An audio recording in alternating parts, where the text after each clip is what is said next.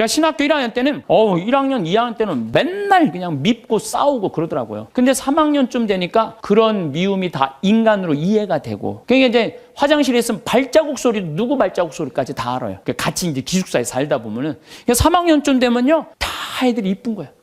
다 마음에 드는 거예요. 신학생활이 너무 재미나. 얘를 만나도 좋고 쟤를 만나도 좋고. 그 마음에 안 드는 놈들은 거의 다 나갔고 또 신학교를. 우리가 52명이 들어갔는데 27명이 나갔으니까 그중에 마음에 드는 놈들만 거의 남아 있었던 거죠. 그러니까 얘를 봐도 좋고 쟤를 봐도 좋고 다 좋은 거야. 신학교 생활이 너무 재밌는 거예요. 사랑하는 사람이 많으면 많을수록요 우리가 즐거워요. 저는 이곳 생태마을 우리 직원들은 나를 어떻게 생각하는지 몰라도 나는 직원들이 다 이뻐요. 모든 걸 뿌리치고 여기 와갖고 기숙사 하면서 나하고 같이 농사 짓고 사는 직원 얼마나 고마워요. 그러니까 직원들을 보면 기분이 너무너무 좋아요. 직원이 마음에 안 들면은 사실은 사는 게 즐겁지 않잖아요.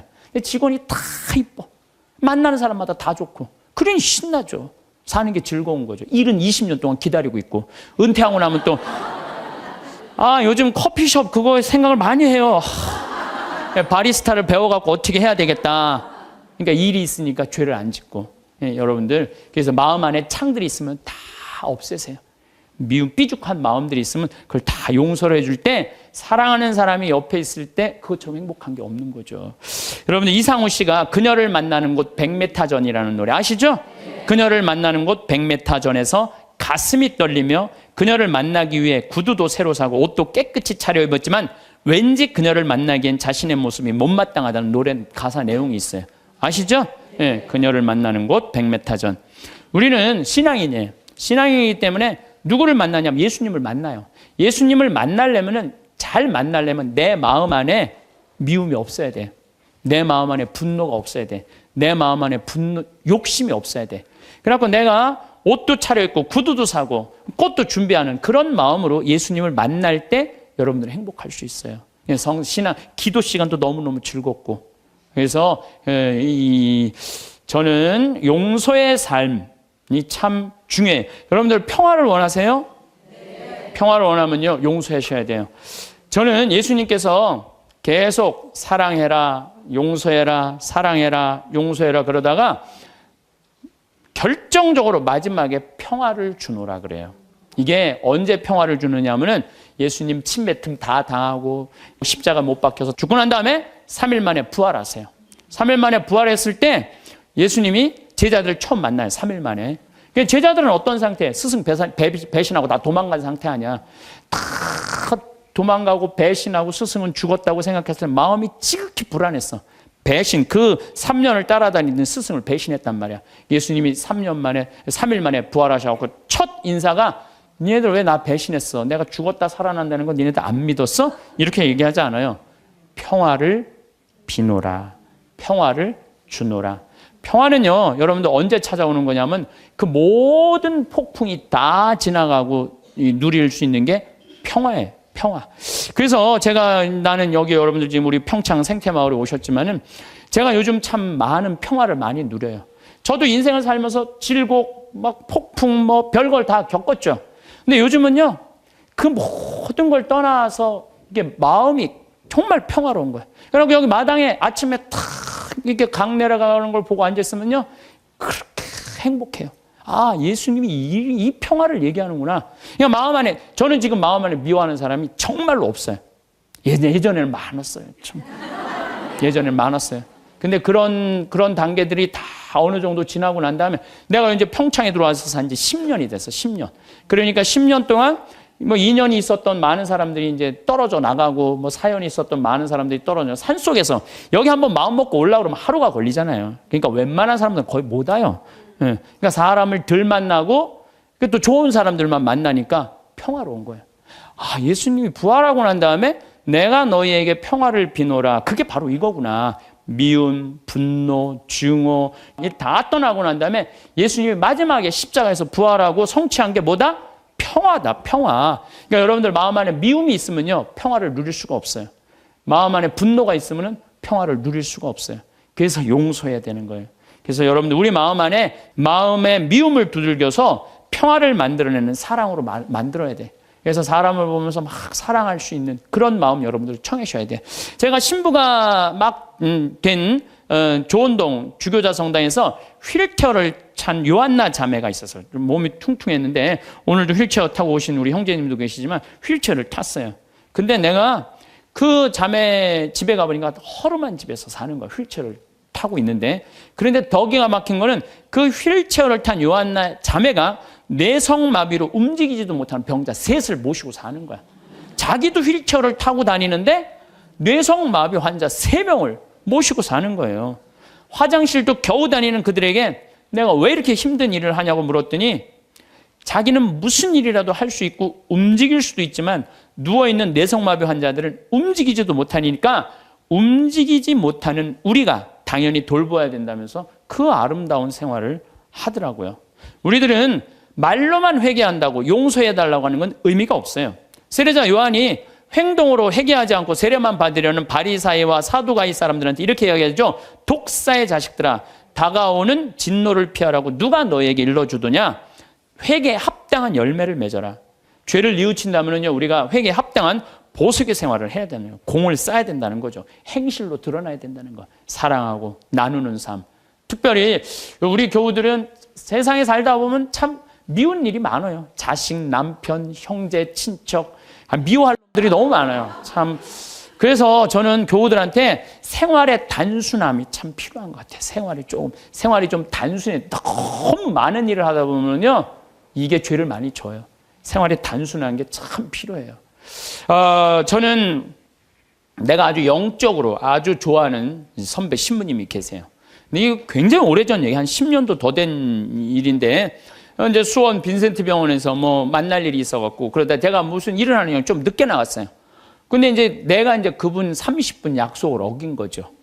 그분이 막 저 주차하는 경비 아저씨가 우리 이제 그 형님 신부님 막 흔드는 거예요. 그 사복을 입고 있었어요. 그래서 내가 지금 당신 뭐 하는 거냐고. 이 사람이 뭐 차를 어쩌고 저쩌고. 이 사람이 뭐냐고. 이 교구의 국장 신부님인데, 그랬더니 그냥 이분이 그 손을 놓더니 신부님이었느냐고. 너무너무 죄송하다고 막 얼굴이 하얘져 갖고 그러더라고. 그래서 내가 아니 형, 신부라고 그러면 되지 왜 그 멱살을 쥐고 흔들리고 그래? 그랬더니 아니 내가 주차하면 안 되는 데다 주차를 내가 해갖고 이 사람이 상황이 어려웠다는 거예요. 상황이 어려우니까 이제 자기가 이제 차를 빼러 놨더니 화가 나니까 이제 멱살을 이제 쥐고 흔들으니까 내가 잘못했는데 그 정도 취급받는 걸 가지고 내가 뭐 신분이 그런 말을 어떻게 하느냐고. 이야, 난 뭐 그전에도 훌륭하다고 생각을 했지만은 그걸 보니까 더 훌륭한 거예요. 그래서 난 그분한테 고해성사 내가 이렇게 영적 상담을 지금도 이렇게 해요. 그 정도의 겸손을 가지고 있는 분 정도면, 욕먹는 걸 우리는 되게 싫어하잖아요. 근데 내가 잘못했으면은 어떻게 해야 된다? 욕 먹어야 된다. 이야, 참, 그래서 지금도 뭐 아주 정말 훌륭하게 살고 계시지만은 내가 그분을 보면서 저게 바로 겸손이구나. 자기 지위를 함부로 내지 않고. 우린 조금만 뭐만 있으면 내가 누구니 뭐니 뭐 이래잖아요. 예. 예수님 마르코복음 14장 65절을 보면 예수님이 사형이 결정되자 어떤 자들은 예수님께 그분의 얼굴을 가른 다음 주먹을 치면서 알아맞혀 보아라 하면서 놀려대기 시작했다. 여러분들, 사람이요, 내가 이렇게 60 넘으신 할머니들 이렇게 상담할 때요, 그 할머니들이 남편하고 살면서 가장 수치스럽게 여기는 거, 가장 모욕적으로 여기는 게 뭐냐면요, 남편이 때리는 게 아니래요. 남편이 자기 얼굴에 침 뱉는 거래요. 정말로 정신 나간 남자들이 있어요. 그거 생각하면 여러분들 신랑 훌륭해, 안 훌륭해요? 훌륭하죠? 얼마 전에도 상담을 하는데 침을 뱉는다는 거예요, 침을. 그래서 내가 왜 사냐고 그래서 왜 사냐고. 자식들 때문에 산다는 거예요. 답답한 거죠. 참. 너무너무 불쌍한 거예요. 그래서 내가 그렇게 살지 말라고 내가 그랬어요. 아슬아슬 하더라고요, 얘기를 들어보니까. 예. 근데 예수님은 뭐라고 그래요? 그분의 얼굴을 가린 다음 주먹으로 치면서 알아맞혀 보아라 하면서 놀려대기 시작했다. 이 욕먹는 걸 넘어서요, 수치감을 겪은 거예요, 예수님. 그런데도 예수님 어떻게 해요? 다 참으시잖아요. 다 참으셔요. 우리 성당 활동하면서 조금만 나 비난하고 헐뜯는 사람 있으면 그거보다 수십 배 더 강한 어조로 상대방 비난해요. 제일 열받는 게 나 때리는 게 누군지 모르고 맞는 거야. 그렇죠? 제일 열받는 게 나 누가 욕하는지 모르고 욕만 떠돌아다녀 성당에. 그게 제일 열받는 거예요. 그 누군지 알면 쫓아가고 한판 할 텐데 누군지를 알아야지. 이게 헛소문이 그렇게 무서운 거, 헛소문이. 예수님 그냥 때리는데도 그냥 그걸 참죠. 아마 내가 그런 입장에 놓였다면 난 속 터져 죽었을지도 몰라요. 우리가 인생 살아가면서 누가 나 욕할 때 막 분노할 필요 없어요. 왜냐하면 인간이라는 것 자체가, 생겨먹은 것 자체가 그렇게 평화롭게 살기가 쉽지가 않아요. 제일 좋은 거는 산속에 들어가서 혼자 살면 욕 안 먹죠. 제일 좋은 방법은 그거예요. 사실 저는 지금 여기 산속에서 사는 거나 거의 마찬가지예요. 그래서 저는 사실은 본당 신부님들보다는 훨씬 나아요. 본당 신부는 그냥 교우들하고 하면서 욕을 얼마나 많이 먹겠어요. 네? 진짜 많이 먹을 거예요. 본당 신부님들은 아무리 잘해도, 잘하는 것도 어떨 때 보면 때로는 욕먹는 다 거리가 돼요. 근데 본당 신부님들은 또 이렇게 있다 보면은 교우들이랑 좋은 사람도 있지만 교우 마음에 안 드는 사람도 있잖아요. 마음에 안 드는, 싫든 좋든 자기 5년 동안, 임기 동안 마음에 안 드는 사람 봐야 되잖아요.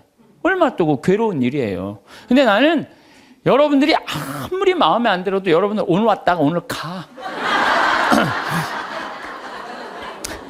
이게 얼마나 행복한지 몰라요. 얼마나 행복한지 몰라요. 어쨌든 마음에 안 들어도 가, 오늘. 네. 그리고 뭐 길어야 2박 3일 정도 있다가 가시는 거잖아요. 그래서 저는 개인적으로 참 마리아처럼 좋은 몫을 택한 것 같아요.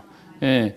사실 본당시민에서 참 힘든 것 같아요. 그리고 적어도 여기 생태마을을 이 멀리 강원도까지 뭐 부산에서, 저 광주에서, 대구에서, 서울에서 오신 분들은 적어도 여기 오고 싶은 의지가 있는 분들이 오는 거 아니에요. 오기 싫으면 안 올 거 아니야, 안 올 거. 그러니까 적어도 오고 싶은 의지가 있는 분들이 오기 때문에 나를 바라보는 눈이 하트야.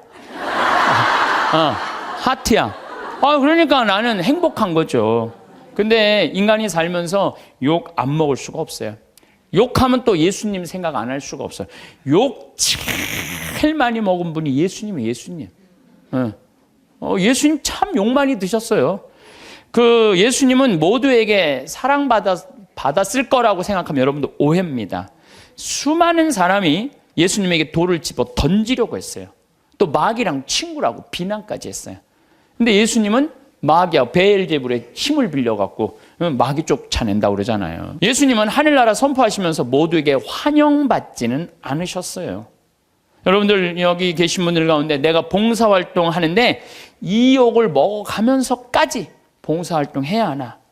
봉사일 때려치고 싶은 분들 계실 거예요. 일하다 보면 욕하는 소리 들리잖아요. 사람 내가 이런 욕을 먹고 내가 이거 성당 일을 해야 돼? 내가 레조 단장 해야 돼? 내가 성가대 해야 돼? 연령회 해야 돼? 성모 해야 돼? 내 차라리 때려치고 속 편하게 내 집에서 그냥 텔레비나 보고 그냥 놀러나 다니고 하지. 내가 왜 이 욕을 먹어? 그런 생각하시는 분들 계실 거예요. 예수님 좋은 일 하면서 욕 참 많이 드셨어요. 마르코복음 3장 1절부터 6절을 보면은 안식일에 손이 오그라든 사람을 펴줘요. 안식일에. 당시 이 이스라엘에서는 몸이 아픈 사람들은 다 병으로 취급을 했어요. 병으로. 그러니까 죄로 몸이 아픈 사람. 그러니까 회당의 정가운데 있을 수가 없어요. 근데 예수님 정가운데 나오라고 그래요. 손이 오그라드는 사람 펴줘요.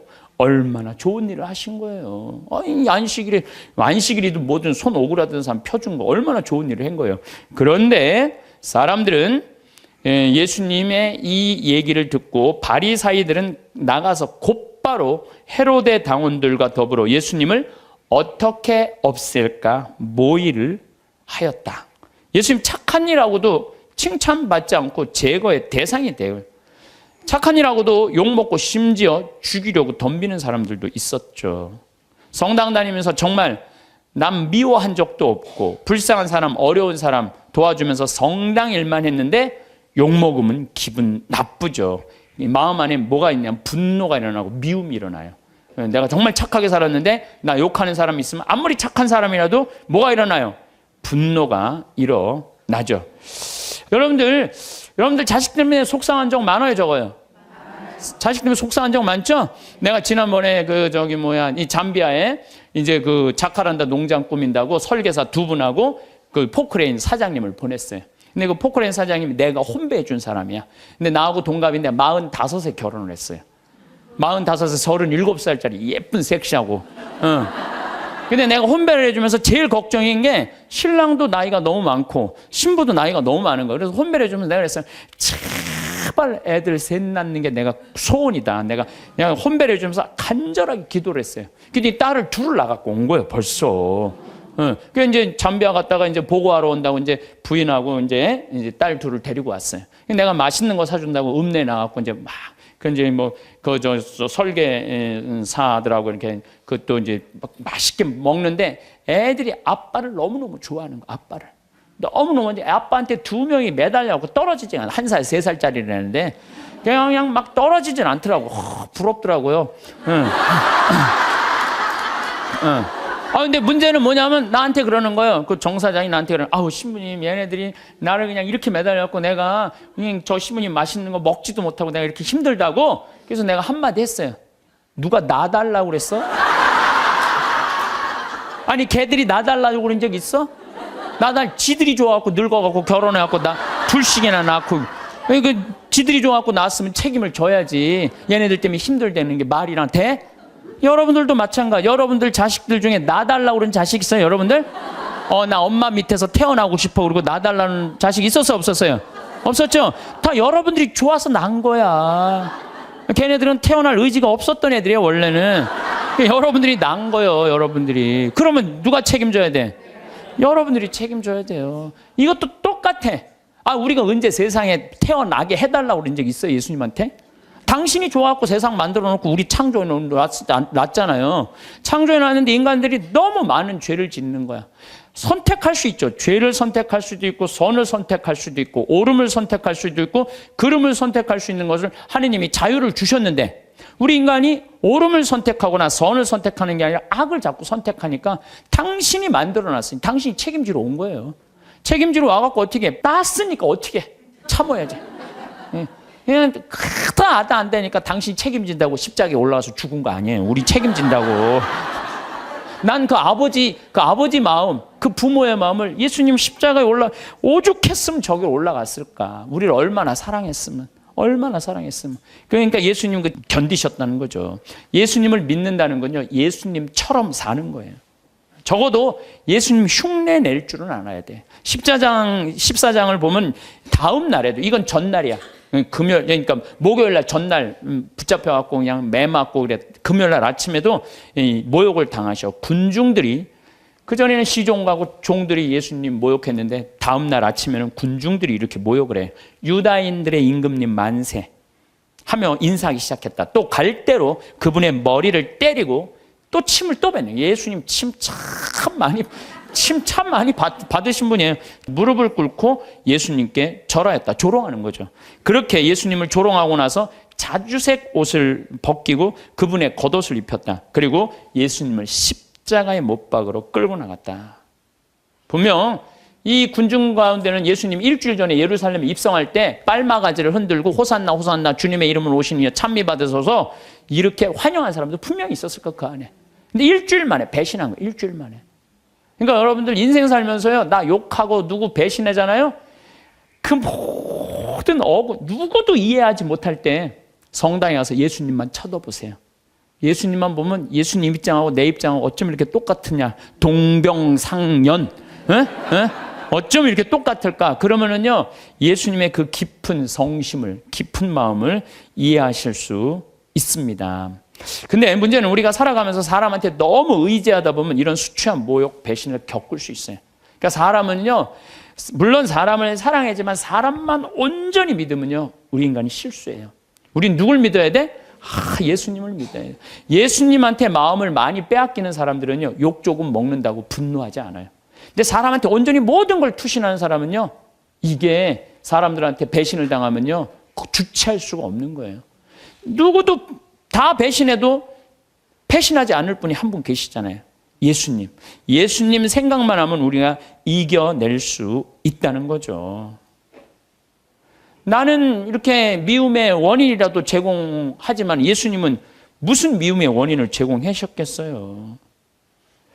예수님은 대통령이 되려고 하지도 않았고 돈을 벌려고도 안 했어요. 집 한 채 없으셨던 분이에요. 예수님이야말로 집 한 채 없이, 예? 그리고 왕권을 탐하지도 않고 사랑하려고 온 분이야. 사랑하려고. 가난하고 병든 사람들, 외로운 사람들 친구로 오신 분이죠. 예수님은 그런 사람들을 상대로 해서 목에 핏대 올리면서 상대하지 않았어요. 그저 묵묵히 견뎌내셨어요. 여러분들, 나한테 험담하는 사람, 나한테 나쁜 소문 내는 사람, 어때요? 그런 사람들하고 싸우면 여러분들 어떨 것 같아요? 더 평화로울 것 같아요? 화는 내면 낼수록 해결이 돼요? 일이 더 커져요? 커져요. 제일 좋은 건 무시하는 거예요, 무시. 그런 사람들. 저도 이제 평화방송에 이제 강의 많이 나가잖아요. 또 강의도 또 무지하게 텔레비에 많이 내보내더라고. 일주일에 8번이나 그냥 평화방송에 내보내. 그러니까 이제 내 강의를 이제 듣다가 좋아하는 분들도 있지만 내 강의 싫어하는 분도 있어요. 싫어하는 분. 또 우리 천주교 교우들도 뭐 싫어하겠지만 천주교 아닌 사람들도 싫어하는 경우가 있어요. 그럼 내욕을 인터넷에다 무지하게 해요. 막.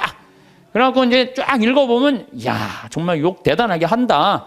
근데 나는 대꾸를 안 해요. 거기서 그래, 제발 황신부 대꾸해라. 그래도 절대 대꾸하지 않아요. 네. 왜 대꾸하지 않느냐면 내가 그 사람이 어떤 사람인 줄 알고, 그 사람이 무슨 중학생인지 고등학생인지 남자인지 여자인지 할머니인지 할아버지인지 교육을 높게 받은 사람인지 낮게 받은 사람인지 성격이 어떤 사람인지 전혀 모르고 그 인터넷에 몇 줄 나온 걸 가지고 그 사람하고 말싸움으로 그게 해결이 될 일이에요? 그렇지 않겠어요? 우리 인생이 다 똑같은 것 같아요. 여러분들, 우리가 바라보는 사람은 상대방의 빙산일각이라고 그러잖아요. 빙산일각. 예? 우리가 이렇게 1912년에 타이타닉호가 갈다가 조그만 빙산인 줄 알고 지나갔는데 밑에 엄청난 빙산이 있어갖고 이래갖고 그냥 침몰한 거 아니에요. 우리가 사람을 보는 건 요 꼭대기만 보는 거지 이 안에 이 사람이 할아버지가 어떻게 했는지 할머니가 어땠는지 엄마 아버지한테 맞고 자랐는지 사랑을 받고 살았는지 우리가 알 게 뭐예요. 그냥 요 겉에 드러난 것만 가지고 우리가 사람을 평가할 수도 없고 상대할 수도 없는 문제라는 거예요. 그래서 나는 인터넷에서 절대 대꾸하지 않아요. 네. 왜? 그 사람이 어떤지를 알고 어떻게 알아? 내가 이렇게 눈으로 보고 얼굴을 마주보면 밤새서라도 얘기할 수 있겠지. 근데 그 사람이 막 내가 욕을 했는데 만났는데 막 2m에 막 팔뚝이 막 한 대 맞으면 막 갈 것 같아. 그럼 어떻게 해? 네. 그러니까 우리가 쉽게 이렇게 분노하거나 쉽게 상대한테 싸움을 한다는 게 좋은 게 아니에요. 욕은요, 세상 살면서 기본적으로 먹고 산다. 이렇게 생각하면 속 편해요. 왜? 누가 욕 먹고 살았어?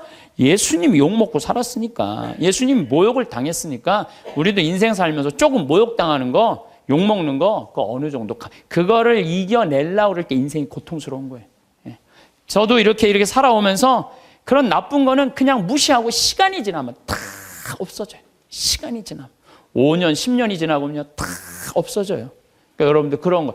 그러니까 이 헛소문에 죽는 사람들 정말로 많아요. 헛소문에. 그래서 사람들이라는 게 참 그런 문제가 있는 것 같아요. 자, 그렇다면 우리 인간이 참 죄를 짓고 살아요. 게으르고 나약하고 그 다음에 시기심 많고 죄를 져. 나 같은 죄인도 용서받을 수 있나요? 여러분들 인생 살아오면서 정말로 누구한테도 얘기하기 부끄러운 죄들이 있으시죠? 저는 많아요. 누구한테도 얘기하기 부끄러운 죄들 참 많아요. 근데 나 같은 죄인이 과연 용서받을 수 있느냐? 나 같은 죄인도 과연 용서받을 수 있을까?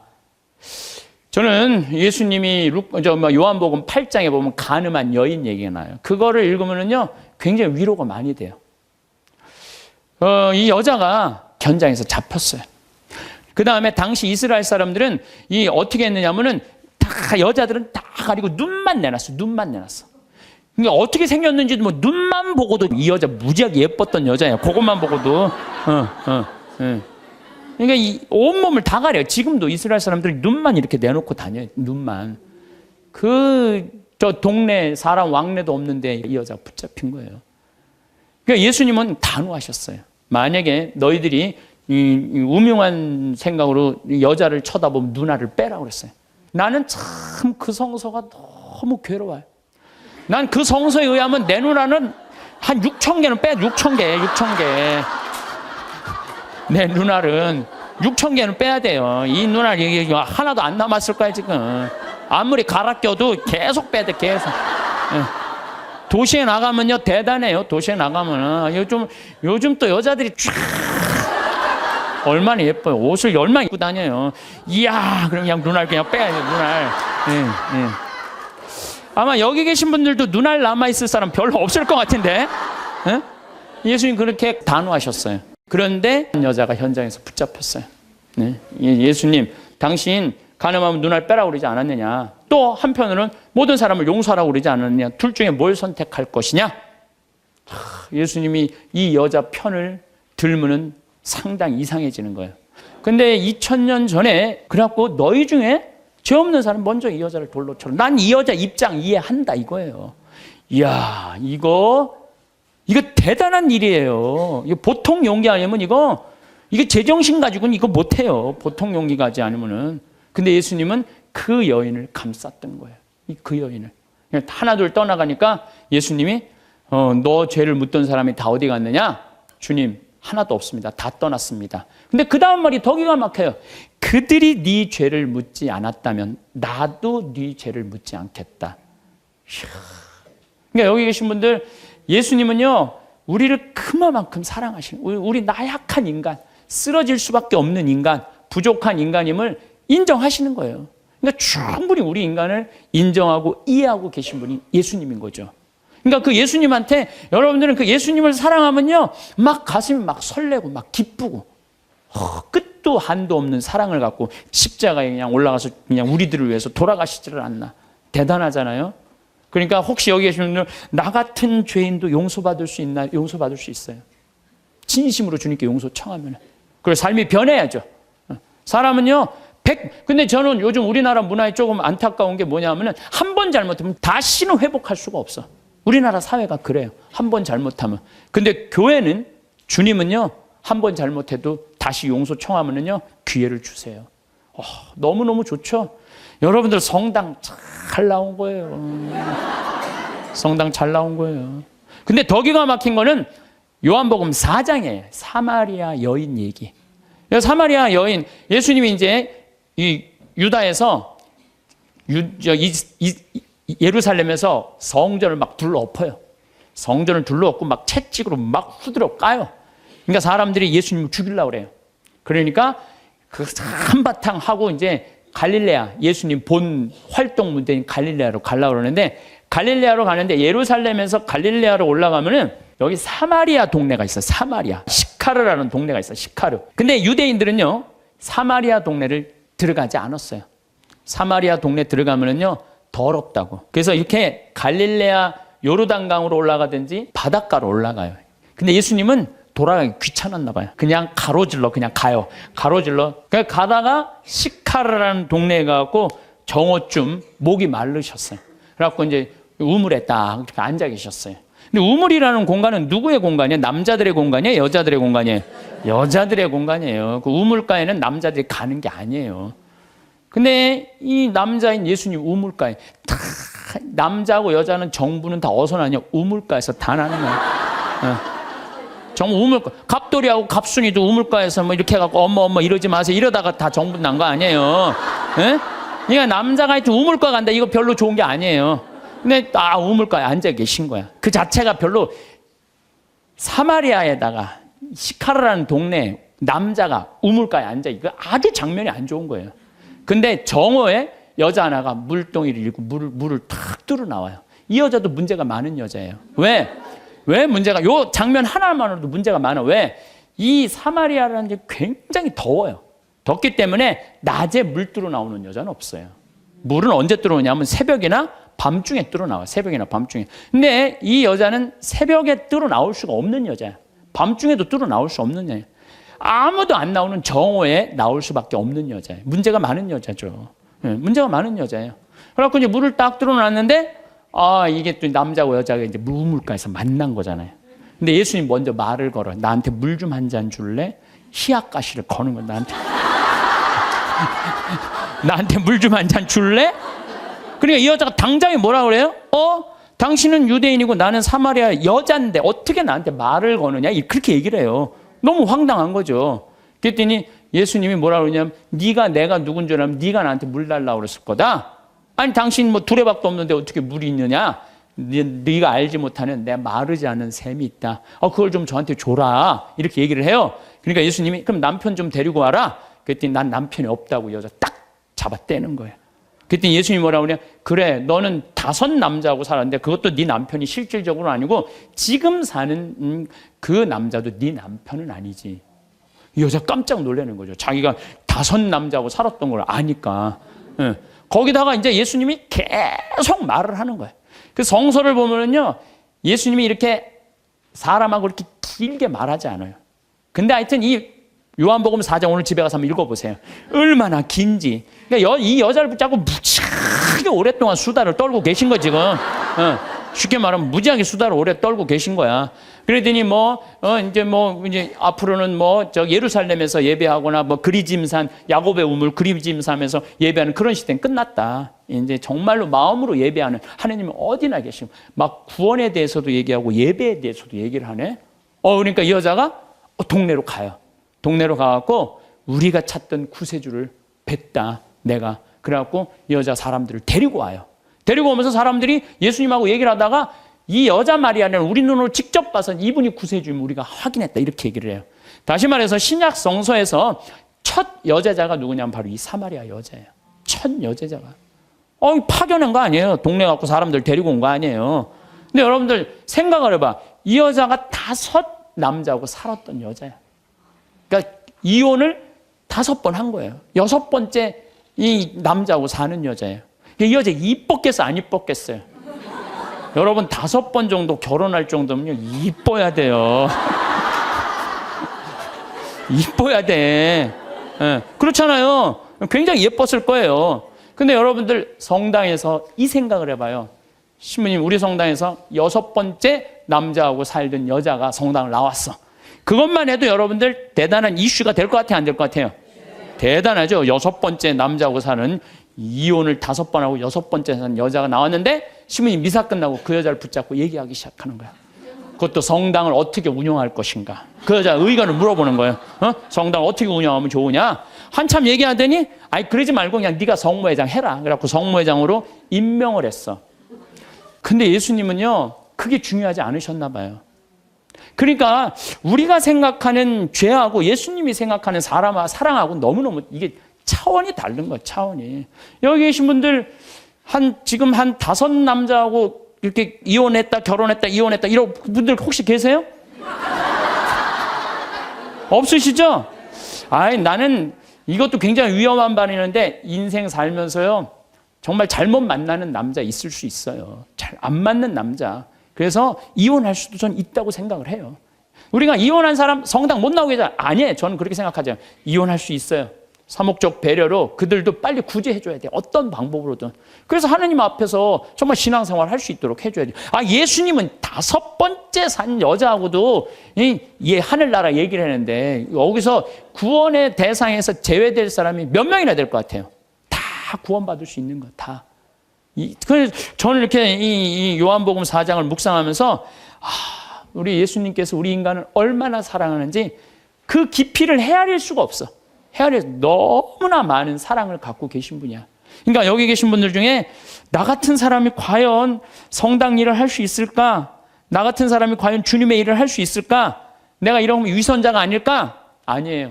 여러분들 진정으로 회개하고 용서 청하고 삶의 변화. 회개라는 게 뭐예요? 삶의 변화되는 거 아니에요? 다시 열심히 살면은 하나님께서 받아준다는 거. 어떤 사람이라도 다 받아준다는 거예요.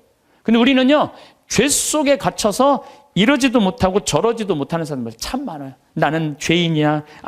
밥 먹어. 난 죄인이 무슨 밥을 먹어. 나 안 먹어. 그냥 술만 계속 먹는 거야. 나는 죄인이야. 술만 계속 먹어. 그러면 이 사람은 영원히 구제받을 수 없는 거예요. 예수님은 어떤 죄도 다 용서해 준다. 어떤 죄도. 성령을 모독하는 죄만 빼고는 다 용서해 줘요. 성령을 모독하는 죄만 빼고 다 용서해 줘요. 성령을 모독하는 죄가 뭐예요? 제가 신학교 때 너무 미운 사람이 있었어요. 그래서 지금 돌아가셨어요. 은퇴한 신부님한테 계속 고해성사를, 나 그 사람이 너무 밉습니다. 또 한 달 지나고 그 사람이 너무 밉습니다. 또 지나고 그 사람, 이제 신부님이 나를 아니까 한 7번째 고해를 하는데 신부님이 딱 그러더라고요. 학사님, 하느님의 사랑을 믿습니까? 안 믿습니까? 그러더라고요. 좀 믿는데요. 그랬더니 학사님은 내가 생각하기엔 하느님의 사랑을 안 믿는 사람이라고. 당신이라고 그러더니 당신은 하느님의 사랑을 안 믿는 사람이라고. 무슨 말씀이냐고. 당신이 고해성사를 봤으면 하느님께서 온전히 용서해 줬다. 그럼 그거를 믿어야지. 왜 못 믿고 7번이나 똑같은 죄를 고백하냐 이거야. 그게 바로 성령을 모독하는 죄. 성령을 모독하는 죄. 하느님의 은총을 온전히 믿어야 되는데 그 하느님의 은총을 안 믿는 거야. 용서 받았을까? 아니야, 안 받았을 것 같아. 또 가서 확인해보고 용서 받았을까? 안 받아. 또 가서 이게 성령을 모독하는 죄라는 거예요. 나도 보좌 신부 때 고해성사를 이렇게 주면은 이쪽에서 고해성사를 줬어. 그러고 다 사죄를 해줬어. 근데 이쪽에 문 열면 이쪽 여자가 여기 와서 또 하는 거예요. 고해성사를. 진짜로 또 하는 거예요. 1년 내내 계속. 그래서 막 신경질을 왜 자꾸 벌써 이미 죄를 사해 줬는데 왜 하느님의 자비를 안 믿느냐고. 이 자매가 그러는 거예요. 나는 용서 못 받은 것 같다고. 하느님의 사랑을 못 믿는 거죠. 무한한 하느님의 사랑을. 우리가 회개가 뭐가 필요해요? 종교가 뭐가 필요해요? 용서가 없다면. 그러니까 하느님은 우리를 용서해 주셔요? 안 용서해 주셔요? 용서해 주세요. 그러니까 여러분들 하느님의 사랑을 간절하게 믿으시라는 거예요. 윤동주 씨가 서시라는 걸 썼죠. 죽는 날까지 하늘을 우러러 한 점 부끄러움이 없기를. 잎새 이는 바람에도 나는 괴로워했다. 별을 노래하는 마음으로 모든 죽어가는 것을 사랑해야지. 그리고 나한테 주어진 길을 걸어가야 되겠다. 오늘 밤에도 별이 바람에 스치운다. 참 내용이 좋은 것 같아. 죽는 날까지 하늘을 우러러 한 점 부끄러움이 없기를. 이런 마음으로 살아가야 돼요. 근데 나는 그냥 하늘을 우러러 그냥 부끄러운 일 천지인데 어쨌든 마음만은 그래야 된다는 거죠. 잎새 이는 바람에도 나는 괴로워했다. 양심의 소리, 주님께서 우리에게 들려주는 양심의 소리를 들어야 된다는 거죠. 별을 노래하는 마음으로 모든 죽어가는 것을 사랑해야지. 이 시는 거꾸로 들으면 돼요. 별을 노래하는 마음으로 모든 살아있는 것을 사랑해야지 하고 똑같은 것 같아요. 그래서 여러분들, 제가 별 참 좋아하는 소년이잖아요. 어제도 내가 여기 새벽 1시에 수소성당 강의 이제 우리 평화방송 팀하고 하고 새벽 전부 다 별 보셨죠? 우리 촬영팀들. 얼마나 별이 예쁜지 몰라요. 이 세상에 태어난 건 축복이에요, 축복. 근데 그냥 행복한 마음으로 그 별을 바라야 그냥 미움 때문에 땅바닥만 쳐다보면요, 그 별을 못 봐요. 근데 요즘 현대인들은요, 하늘을 볼 생각을 안 해요. 그리고 나한테 주어진 길을 걸어가야겠다. 오늘 밤에도 별이 바람에 스치운다. 좋죠? 다시 한번 이거 읽어드리도록 하겠습니다. 서시 윤동주. 죽는 날까지 하늘을 우러러 한 점 부끄러움이 없기를. 잎새 이는 바람에도 나는 괴로워했다. 별을 노래하는 마음으로 모든 죽어가는 것을 사랑해야지. 그리고 나한테 주어진 길을 걸어가야겠다. 오늘 밤에도 별이 바람에 스치운다. 사람은 살면서 많은 것들을 겪습니다. 기쁜 일도, 억울한 일도, 아무에게도 말하지 못한 채 혼자 사겨야 했던 일들도 있었을 것입니다. 그런데 돌이켜보면 우리를 가장 오래 힘들게 한 것은 그 사건 자체가 아니었습니다. 그 일을 떠올리고 또 떠올리고 밤마다 다시 꺼내어 되씹었던 마음이었습니다. 상처는 시간이 흐른다고 저절로 사라지지 않습니다. 생각이 반복될 때마다 다시 살아납니다. 그래서 어떤 고통은 몇 해가 지나도 여전히 어제 일처럼 선명합니다. 우리가 스스로 그 고통을 계속 불러들이고 있기 때문입니다. 사람의 마음이란 참 이상합니다. 좋은 기억은 금방 흐릿해지는데 아프고 억울했던 기억은 오래도록 또렷하게 남아 있습니다.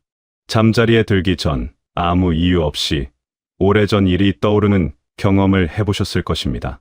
그 기억 속의 말 한마디, 그 상황에서 내가 했던 선택, 그때 하지 못했던 말들, 그런 것들이 밤의 고요함 속에서 더 크게 들립니다. 그것은 마음이 아직 그 자리에 머물러 있다는 신호입니다. 우리는 몸은 앞으로 걸어가면서 마음은 여전히 오래전 그 순간에 묶여있는 채로 살아가는 경우가 많습니다. 누군가에게 상처를 입었을 때 사람은 본능적으로 그 상대를 벌주고 싶어집니다. 그 사람이 잘못을 인정하기를 바라고, 후회하기를 바라고, 괴로워하기를 바랍니다. 그것이 당연한 감정입니다. 그런데 실제로는 어떻습니까?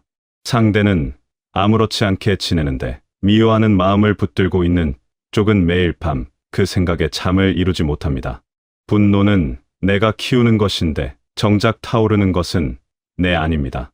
미워하는 마음이 상대를 해치는 것이 아니라 나를 먼저 지치게 만든다는 것을 우리는 어느 순간 깨닫게 됩니다. 그 깨달음이 찾아오는 순간은 사람마다 다릅니다. 어떤 분은 오랜 시간이 지난 후에야, 어떤 분은 몸이 먼저 신호를 보내고 나서야 알게 됩니다. 그러나 그 깨달음이 늦었다고 해서 늦은 것이 아닙니다. 지금 이 순간 알게 된 것이라면 지금부터 조금씩 달라지면 됩니다. 행복은 큰 성공에 있지 않습니다. 마음이 조용한 상태, 아무것도 증명하지 않아도 되는 고요함, 그것이 진짜 행복에 가장 가깝습니다. 가슴 속에 미움을 한가득 품고 있는 상태에서는 아무리 좋은 일이 생겨도 온전히 기쁠 수가 없습니다. 마음이 이미 그 미움을 붙드는데 에너지를 다 쓰고 있기 때문입니다. 사람들의 말 한마디에 하루가 무너지는 경험을 해보셨을 것입니다. 별 생각 없이 던진 말이 마음 깊은 곳에 박혀서 며칠을 끙끙 앓게 만들기도 합니다. 세상 사람들은 생각보다 쉽게 말하고 쉽게 판단합니다. 자신이 무슨 말을 했는지 기억조차 못하는 사람이 그 말을 들은 사람의 가슴 속에서 수년째 살아있는 경우도 있습니다. 그것이 세상이 돌아가는 방식입니다. 말을 뱉는 사람은 가볍게 던지지만 받는 사람은 무겁게 쥐고 살아갑니다. 그 무게를 오래 붙들고 있을수록 결국 더 힘든 것은 그것을 쥔 사람입니다. 모든 오해를 다 풀고 살 수는 없습니다. 모든 사람에게 나를 제대로 알려줄 수도 없습니다. 그리고 솔직히 말하면 그럴 필요도 없습니다. 나를 오해하는 사람을 일일이 찾아다니며 해명하는 삶은 너무 피곤합니다. 나를 아끼는 사람들은 설명하지 않아도 알아주고, 나를 오해하기로 작정한 사람은 아무리 설명해도 달라지지 않습니다. 그렇다면 내 에너지는 나를 진심으로 대하는 사람들에게 쓰는 것이 더 현명합니다. 모두에게 인정받으려 할수록 삶은 더 힘들어집니다. 누군가의 시선을 의식하며 말 한마디, 행동 하나를 조심하다 보면 결국 남의 기준으로 내 삶을 살게 됩니다. 이 사람 눈치, 저 사람 기분을 맞추다 보면 정작 내가 무엇을 원하는지, 내가 어떤 사람인지조차 흐릿해집니다. 인정받고 싶은 마음은 누구에게나 있습니다. 그것은 자연스러운 감정입니다. 그러나 그 마음이 너무 커지면 삶의 주도권이 나에게서 남에게로 넘어가 버립니다. 중요한 것은 타인의 평가가 아니라 내 마음의 방향입니다. 내가 어떤 사람이고 싶은지, 어떤 하루를 보내고 싶은지 그 기준이 흔들리지 않으면 남의 말은 조금 더 가볍게 흘려보낼 수 있게 됩니다. 결국 나를 가장 잘 아는 것은 나 자신입니다. 남이 나를 어떻게 보느냐보다 내가 스스로를 어떻게 대하느냐가 훨씬 더 중요합니다. 마음이 편한 사람들을 보면 공통점이 있습니다.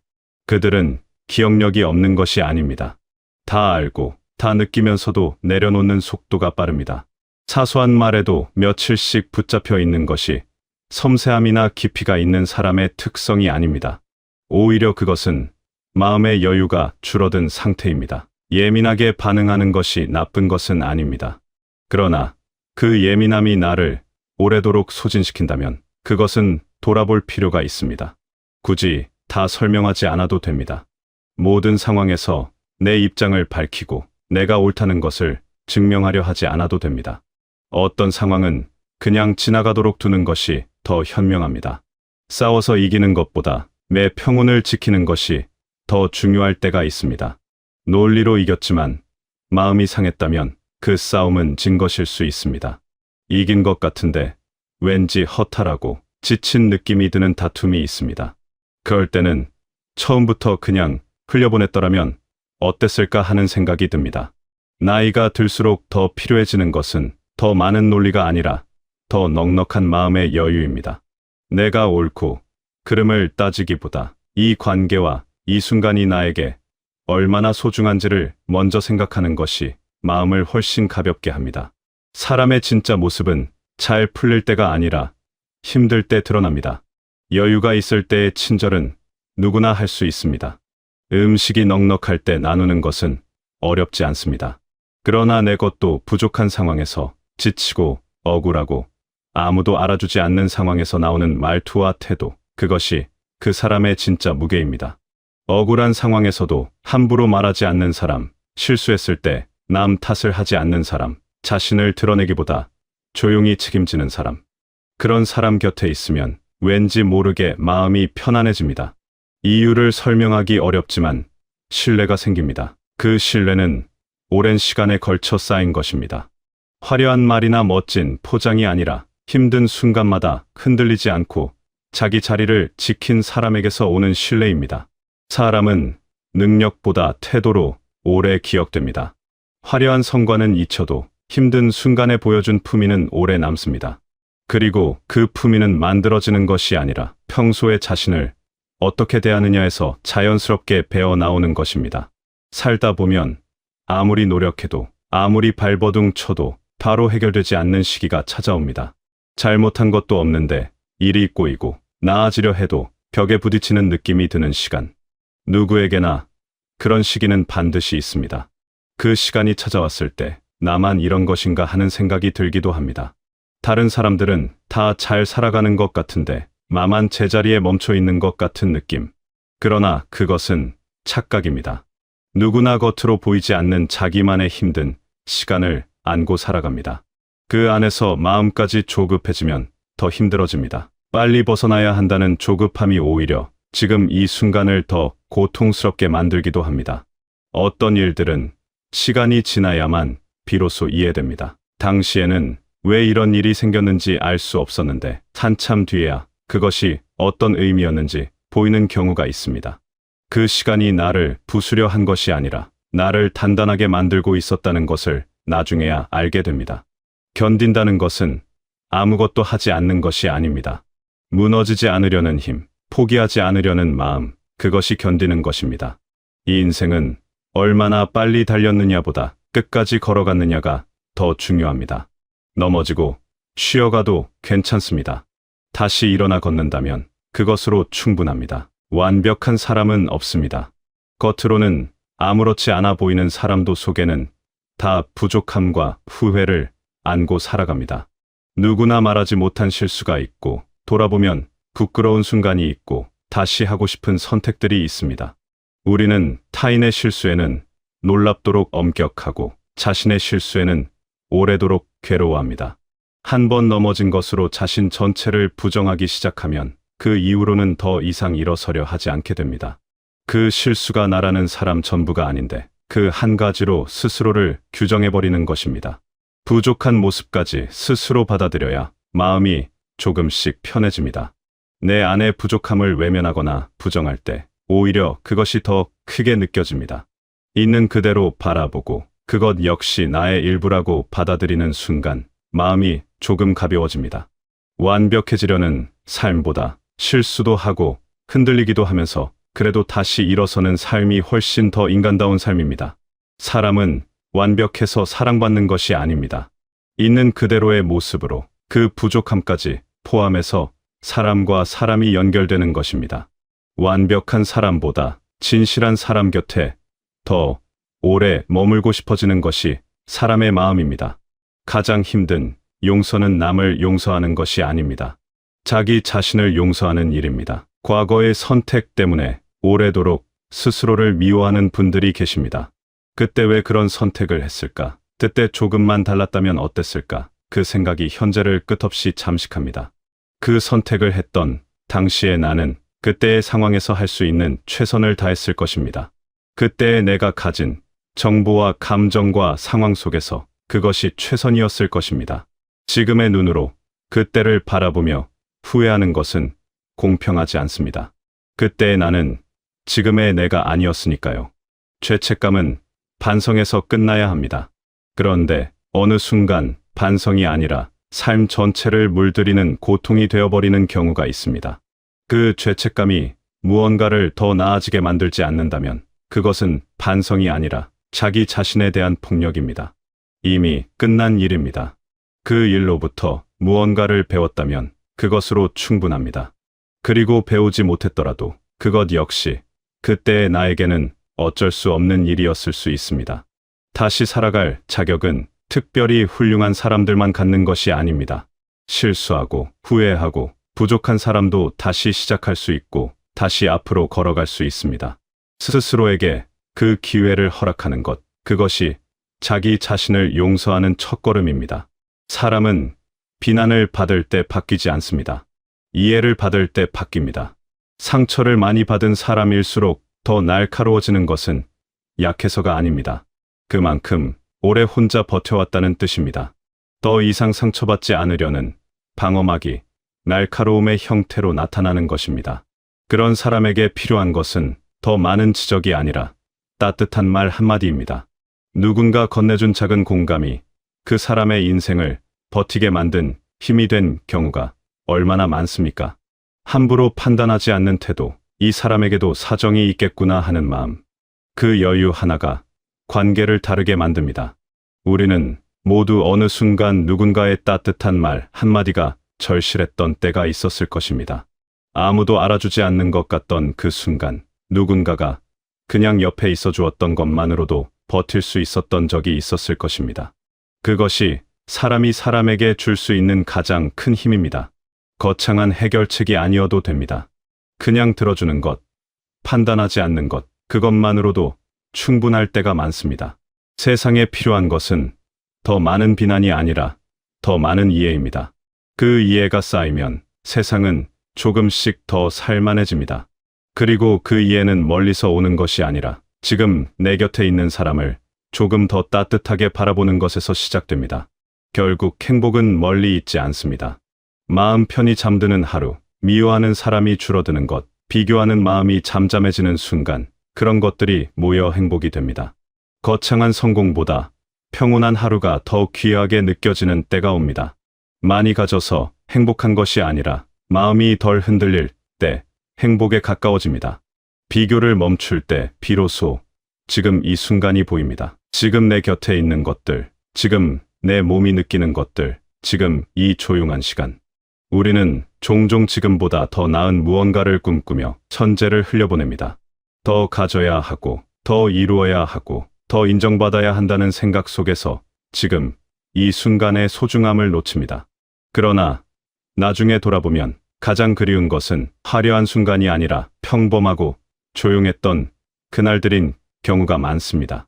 특별할 것 없던 오후, 별말 없이 함께했던 시간, 그런 평범한 순간들이 사실은 가장 소중한 것들이었다는 것을 우리는 조금 늦게 알게 됩니다. 이 인생의 끝에서 돌아볼 때 남는 것은 얼마나 많이 이겼느냐가 아니라 얼마나 평안했느냐입니다. 얼마나 마음 편히 웃었느냐, 얼마나 미움 없이 살았느냐, 얼마나 소소한 것들에 감사했느냐. 그것이 결국 한 사람의 삶을 채우는 것들입니다. 지금까지 참 많은 것들을 버텨오셨습니다. 말 못할 순간들도 있었고 혼자 사겨야 했던 밤들도 있었을 것입니다. 아무도 알아주지 않는 것 같아 서러웠던 때도, 내가 왜 이러고 있나 싶었던 때도 있었을 것입니다. 그러나 그 모든 것을 지나 오늘 여기까지 걸어오셨습니다.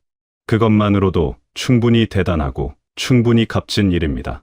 앞으로의 하루하루가 조금 더 가볍고 조금 더 고요하고 마음이 자주 편안한 날들로 가득 채워지시길 바라겠습니다.